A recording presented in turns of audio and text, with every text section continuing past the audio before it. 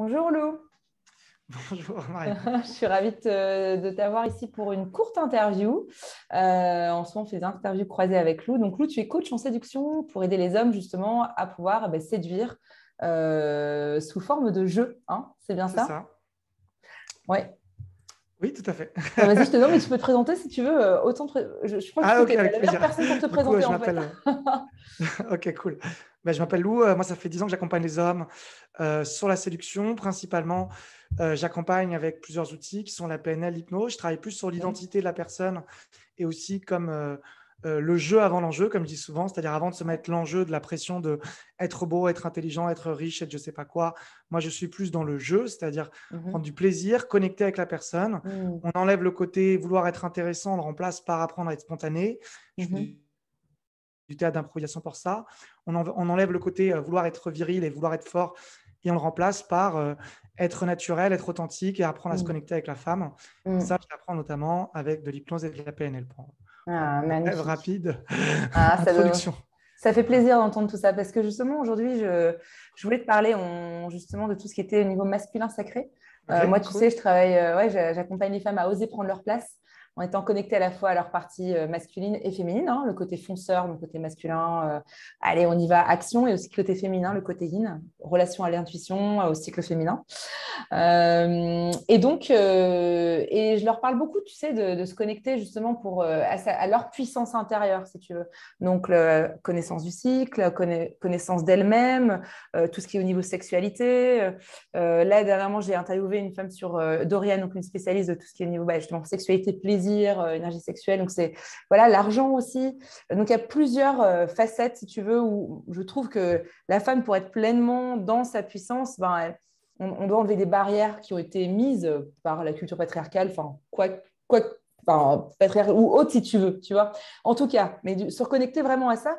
Et, euh, et j'entends beaucoup autour de moi me dire, mais les hommes, où sont les hommes justement? Avec tout le travail que nous, on fait sur nous, tu vois. Moi, j'entends beaucoup de jeunes, mais oui, mais les hommes, parlons un petit peu de masculin sacré aussi. Je pense que les deux sont complètement complémentaires. Je voulais avoir ta vision là-dessus, sur qu'est-ce que pour toi le masculin sacré, on parle beaucoup de féminin sacré, donc je pense que les deux, encore une fois, vont ensemble, et surtout comment aider les hommes aujourd'hui à aller vers ce masculin sacré, parce qu'il y a beaucoup de femmes qui attendent aussi en disant, bah, moi je bosse tellement sur moi, attends, je fais de l'hypnose, du machin, du truc, et les hommes, genre, oui, tu sais, j'ai pas besoin, non mais attends, c'est un truc de femme, on va aller, pourquoi toujours parler, on verra, enfin tu vois, et je pense qu'il y a peut-être une attente. Et des fois, des femmes disent, je me sens en décalage avec les hommes de ma génération, de mon âge, parce que j'ai l'impression qu'ils ne sont pas forcément au rendez-vous. Alors, je deviens vers leur psy ou leur coach ou autre. Et voilà, ou alors je l'emmène chez le coach. Enfin, voilà, je voulais savoir un petit peu, toi, ton point de vue par rapport à ça. Qu'est-ce que tu remarques? Et quelles sont peut-être ta vision du masculin sacré? Voilà, où est-ce que tu en es toi? Parce que tu accompagnes des hommes, donc tu les accompagnes aussi dans leur évolution personnelle, hein, aussi en tant qu'homme, et t'entendre sur ce sujet, en fait. Carrément, avec grand plaisir. Alors déjà, je vais te donner mes références. Moi, j'utilise principalement Carl Gustav Jung dans effectivement les archétypes masculins-féminins. C'est Ouais, une de mes références si on parle du masculin sacré. ouais. Un autre de mes mentors que j'ai énormément suivi, c'est David Deida, qui a écrit un livre qui s'appelle The Why of the Superior Man, la voix de l'homme mature ou de l'homme intégré. Je crois qu'il est traduit en français, donc je vous conseille vraiment. En anglais, ça donne l'homme supérieur, mais c'est pas dans le sens supérieur. Ouais, C'est dans la version de l'idéal qu'on veut être, c'est ça, hein, qu'on d'accord. entend comme ça. Et moi, ce que j'ai envie de dire là-dessus, c'est que la plupart du développement personnel est tourné féminin. C'est-à-dire que Ouais. l'énergie du développement personnel est tournée vers se connecter avec ses émotions, être dans le partage, apprendre à connecter, à savoir ce qu'on ressent. Et Mhm. le féminin, c'est l'intériorité, même par le sexe féminin. Le masculin, c'est l'extériorité par le sexe masculin et par l'énergie masculine. Et donc, le développement personnel féminin invite, dans la tournure qu'il prend, à être dans la connaissance de soi, être dans l'intégration de ses émotions, Mhm. être dans l'expression de soi. Or, en fait, ce qui fait aussi dans les qualités, les compétences typiques qu'on peut attribuer au masculin, Ouais. et attention, quand je dis masculin, c'est pas homme et féminin, c'est pas femme, mais dans les compétences qui sont attribuées au masculin, on a le dépassement de soi, on a la solitude, l'isolement, les épreuves, et c'est ce genre de développement personnel que font aussi et qui intéresse en général beaucoup les hommes et Mhm. qui est très peu représenté tant que ça finalement dans le courant du développement personnel.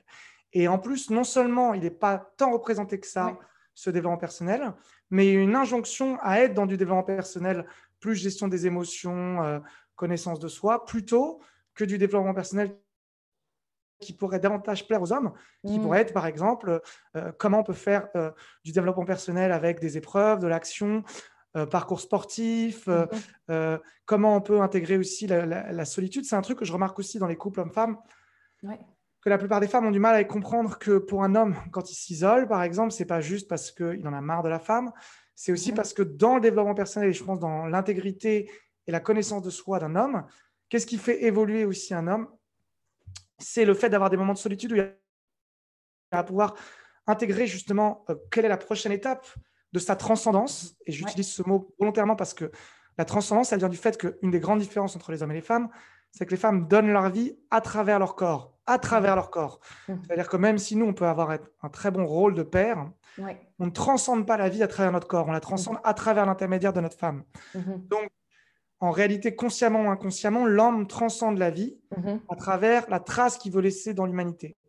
Et c'est la raison, pour moi, une des raisons, en dehors du patriarcat dont tu parlais, pour lequel les hommes ont tellement envie de laisser une trace dans l'humanité, c'est qu'on n'a pas la possibilité de transcender la vie à travers notre corps. Donc, on la transcende à travers nos exploits, nos accomplissements, en laissant un nom de famille, en laissant une œuvre d'art, en laissant quelque chose. On la transcende pas complètement, en tout cas, même si je veux bien très bien croire qu'on doit utiliser, et même je suis pour, notre rôle de père. Mais par exemple, en tant que père, un des apprentissages de mon père, qui n'a pas toujours été parfait, ça a été de m'apprendre à aimer parfois être seul et à affronter ces moments-là comme des moments de transition qui me font évoluer dans ma vie, à être autonome, à être indépendant, à apprendre aussi à ne pas avoir peur de la confrontation et du conflit, et à le voir justement comme quelque chose qui me permet aussi de me positionner par rapport à l'autre et pas tout le temps de m'enfuir. Il y a beaucoup d'hommes aujourd'hui qui ne savent plus affronter la tension, qu'elle soit sexuelle d'ailleurs, parce que c'est mon domaine, ou qu'elle soit conflictuelle. Et c'est la tension dans les deux cas, c'est de la tension quand même. Donc ça, c'est la peur du conflit. Donc, et aussi le dépassement de soi. Comment un homme se sent aussi accompli? C'est parce qu'il va toujours au niveau un peu au-dessus de là où il en est sur sa croissance personnelle. Ce qui est moins vrai dans l'énergie féminine, que j'apparente plus à une énergie de vie, de connaissance de soi, de se laisser vivre, d'apprendre à se connaître, d'apprendre à ressentir ses émotions. C'est comme si, tu vois, rien que le terme développement personnel, déjà, il est mal approprié pour moi. J'aurais envie de parler d'épanouissement relationnel pour les femmes ou pour le développement personnel qui est relié à ça, et de développement personnel dans le sens stricto sensu du terme. Épanouissement relationnel, pourquoi? Parce qu'on est dans l'être. Épanouissement, c'est mon but, c'est d'être heureux. Alors que le développement, c'est, je veux dire, je veux croître personnel, et c'est seul personnel. Alors qu'en fait, l'épanouissement relationnel, ce serait plus avec les autres. Donc, dans la différence, si je le refais dans le masculin-féminin que tu m'as posé au début, la croissance, le fait de réussir, ce serait plus le masculin. Et dans cette réussite-là, on peut être heureux ou triste, ce qui n'a rien à voir. C'est-à-dire qu'on peut réussir dans la tristesse et l'horreur jusqu'au suicide. On peut se suicider en réussissant, si on veut. Il y a des gens qui réussissent énormément et qui ne sont pas du tout heureux. Et à l'inverse, on peut rater en étant heureux. Et c'est ce que j'apprends aux hommes, c'est apprendre le râteau comme un jeu, apprendre la rencontre comme un jeu. Et à l'inverse, il y a les femmes qui vont dire soit dans l'être, soit dans l'être, dans le personnel. L'être ne nous fera pas forcément réussir du tout. On peut être dans l'être autant qu'on veut. Ce n'est pas pour autant qu'on va accomplir. Et on est aussi intégré. On est des êtres spirituels intégrés dans un corps. On est aussi là pour accomplir et vivre une expérience de vie avec des choses qu'on a envie d'accomplir, de ressentir dans notre vie. Donc, on a aussi besoin d'agir. Et donc, il y a un peu cet extrémisme que je vois aussi dans les personnels. Il faut agir, non, il faut être. Non, il faut être, non, il faut agir. Il faut les deux. Être, ça va t'apprendre à être heureux. Agir, ça va t'apprendre à accomplir. Accomplir ne te rendra pas forcément heureux, par contre. Ça, c'est un truc que j'ai vraiment envie d'appuyer pour beaucoup d'hommes aussi qui nous écoutent. C'est que les hommes, quand ils vont trop dans leur masculin aussi, ils perdent la conscience, effectivement, du fait que ce n'est pas le succès qui emmène le bonheur. Mais c'est difficile à intégrer pour beaucoup d'hommes. Donc, j'ai dit beaucoup de choses. Je ne sais pas si j'ai donné des Non, super intéressant. Et je trouve que ce que tu dis, il y a aussi beaucoup de femmes qui sont dans l'accomplissement pour être heureuses, tu vois. Enfin, Ouais, c'est ça, c'est parce qu'on exactement. a, et je pense que le côté masculinisé, comme on dit, alors le côté yang, si on parle plus Ouais. avec les termes taoïstes, et ben si tu veux, est très valorisé aujourd'hui, en fait. Tout va bien, Lou? Oui, je suis là, je suis là. Excuse-moi, j'avais fait tomber un truc. Mais Tout t'inquiète va bien. pas. Non, mais voilà, elle est très valorisée. Et donc, même certaines femmes que je coach, en fait, elles-mêmes, elles ont envie, elles ont une soif de se reconnecter avec cet être parce qu'elles ont mis beaucoup de fer Et dans ce que j'entends, c'est on a en nous les deux, hein, l'énergie masculine féminine. Donc, c'est d'aller se dire, OK, je peux accomplir, en être heureuse, ou je peux, bon, bah, pas forcément accomplir comme j'ai envie, mais être toujours dans un état, voilà, émotionnellement être bien. Enfin, de Ouais. marier les deux, en fait, hein, l'être et le faire en soi aussi. Alors, oui et non. En fait, ce que je dirais, c'est que dans le développement personnel, si tu parles de Mhm. patriarcat, puisque tu as utilisé ce terme, et j'aime bien ce terme, avant, je pense qu'on était plus dans des archétypes qui sont caricaturaux. C'est-à-dire le masculin était vraiment représenté chez l'homme Ouais. et le féminin était vraiment représenté chez la femme. Mhm. Aujourd'hui, on est dans une ère d'équilibrage où on va nous dire équilibre-toi, développe ton masculin quand tu es une femme, développe ton féminin quand tu es un homme, Mhm. voire même un déséquilibrage, puisqu'on va jusqu'à des femmes qui sont trop dans leur masculin et qui se Mhm. déconnectent de leur féminin. Ouais. Jung, il disait attention à ne pas développer au féminin au détriment du masculin, Mhm. de ne pas développer ton masculin au détriment du féminin. Ouais. Ce que David Eda dit, et que je rejoins parfaitement, c'est que pour moi, l'ère qui serait la suivante, qui serait pour moi l'évolution que je Mhm. souhaite pour la société, c'est de revenir dans ce qu'on appelle l'essence. Donc, si on revient Mhm. sur le terme de l'essence, c'est ce qui fait sens, hein. Mhm. Donc, ça veut dire, j'ai 3 bouteilles de vin, voilà, je les goûte, on me dit, vas-y, Mhm. goûte-les, Raphaël. Ok, donc je goûte les 3 bouteilles de vin. Maintenant, quelle est celle qui fait le plus sens pour moi, celle que je Mhm. préfère? Ouais. Donc, ça ne veut pas dire que je ne veux pas rien connaître d'autre que celle que je préfère. Mhm. Mais je pense que c'est intéressant, une fois qu'on a développé son féminin ou son masculin pour un homme, et ensuite qu'on a un peu découvert les deux, Mhm. c'est de revenir sur ce qui fait sens pour nous. Oui, C'est-à-dire, complètement. je Mhm. suis un homme, je peux développer ma part féminine, Mhm. mais pour moi, en tout cas, ce qui fait le plus sens, Ouais. c'est quand même de développer mon masculin. En tout cas, c'est ce qui me Mhm. rend, de mon expérience, le plus heureux. Mhm. Ouais, je Mais comprends j'ai tout à fait, besoin de ouais. mon féminin à un certain moment donné, quand même. Ouais. Oui, oui, c'est bien sûr, tout à fait, je suis d'accord avec toi. Super. Ben, merci beaucoup parce que je sais aussi que je suis mindful du temps. Ah Je oui, voudrais le d'accord, temps ok. On a fait une demi-heure, c'est bon. ensemble. Non, non, Tac, non. tac. Non, mais je sais pas, en fait, tu vois, c'est pour te dire, j'ai pas calculé. Mais je trouve ça hyper Ok. intéressant et j'aime bien ce côté dans ce que tu as dit de partager, c'est qu'il y a des valeurs, on va dire, plus masculines qui peuvent être comme la solitude, comme dépasser les épreuves, dans lesquelles eux, ils peuvent se retrouver. Tu parles de cet épanouissement, voilà, aussi relationnel, en tout cas à soi, moi je dirais aussi, et puis aux autres, dont on parle peut-être moins, en fait. On parle du voyage du héros, il y a quand même des choses qui peuvent voilà. Mais vraiment hyper intéressant. Merci beaucoup, Raphaël, pour ton partage avec nous. Est-ce que Ok, tu veux moi, ajouter, d'ailleurs, par non, rapport à non, mais ça? juste, c'est très intéressant que effectivement, il y a beaucoup de projections, encore une fois, du féminin sur le masculin inversement. C'est-à-dire Oui, que les femmes, quand tu me décrivais un petit peu ce qu'elles voulaient, elles veulent que les hommes fassent du développement personnel comme elles voudraient en faire. oui, exactement. Mais c'est pas forcément ce que les hommes ont envie de faire.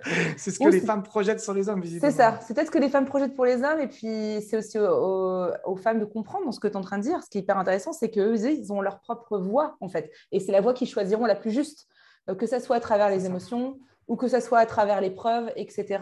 Et de faire confiance aussi à ce processus, tu vois, et de pas être dans une forme de contrôle aussi sur bah, moi j'ai fait ça et toi t'en es où?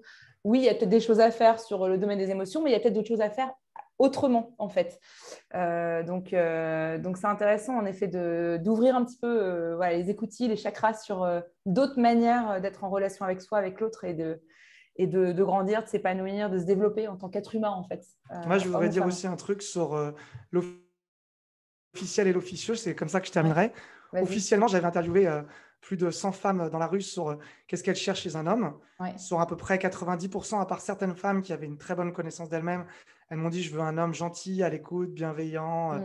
qui prenne soin de moi, nanani. Mhm. Et ensuite, je leur demande, ça c'est ce qu'elles veulent. Ouais. Je leur demande, mais qu'est-ce que ta vie démontre? Avec quel type de mec t'es sorti dans ta vie? Ouais.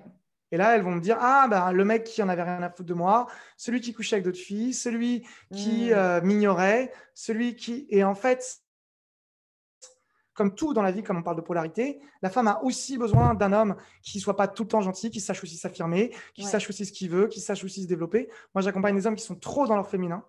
qui ne savent pas du tout justement D'accord. prendre leur position d'homme. Ouais.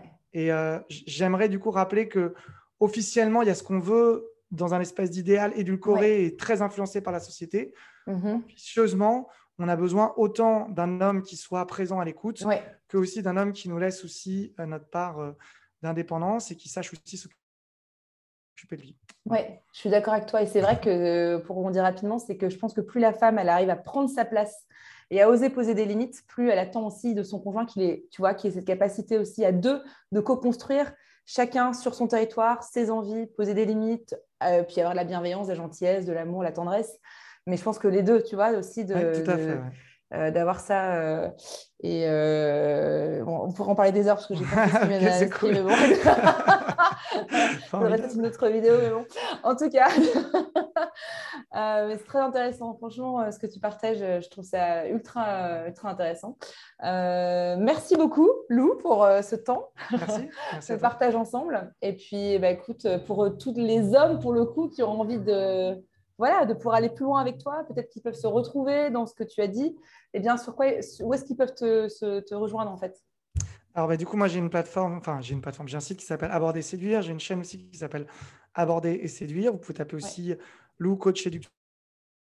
Vous trouverez sur Google ou ailleurs plein d'accord. d'articles. Et j'offre un atelier totalement gratuit. Je crois que vous pouvez le trouver sur les dernières vidéos YouTube ou articles que j'ai Mhm. écrits sur mon site, Mhm. justement sur comment aborder, avoir de la conversation et même séduire une femme qui nous plaît vraiment, parce qu'on Excellent. pourrait ouvrir ce sujet, mais c'en est encore un autre. Et Ouais, notamment dans lequel je travaille aussi pas mal sur la part identitaire dont on a évoqué, ouais. c'est-à-dire développer une identité masculine sans pour autant renier son féminin, bien entendu. Ouais, Voilà. yes, bien vu, bien dit.